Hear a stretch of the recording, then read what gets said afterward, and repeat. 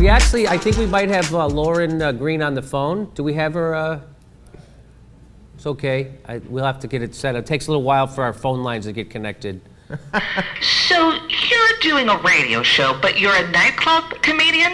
So why would you be doing a radio show anyway? I do a radio show and a web series. I've done hundreds of radio shows, thousands of radio shows. As a comedian, 20 years touring, I've done a lot of radio. So it's not like I'm just a guy who fell off a lettuce truck and decided to do a radio show. I do a lot of different things. And I've also did a podcast with Todd Glass. We were pioneers. So I know what I'm doing. Yeah, but you're a comedian doing a radio show. Yeah.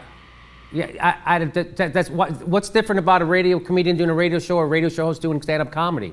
You wouldn't think that was crazy, would you? But why would a radio show host want to promote a nightclub performer? Okay, you're not making any sense literally right now, Lauren. That question makes absolutely no sense whatsoever. Do you have another question? It's not just me, but other comedians have also come out against you. Oh, really? Mark Price has said that you are nothing more than a drunk occupying a radio studio. What? Who? First of all, Mark Price. You mean Skippy? And I don't understand. What? Where did they say this at? Who said this? Mark Price said what? Mark Price wrote that today on IHateJimmyDore.com. Okay. And honestly, that was the sentiment of most of the commenters over there too. Yeah, well, if you go to a place, of course, people wrote. You can't just go to a place that hates me and think that's a legitimate criticism. Why would you? Kyle Cease has written that he was amazed that a comedian would try to pass himself off as a radio show host. Okay, Kyle Cease and Mark Price, these two guys, they're not even real comedians, okay? So that's not even a real criticism. So I don't know what you're talking about, all right, Lauren? So can we move on to...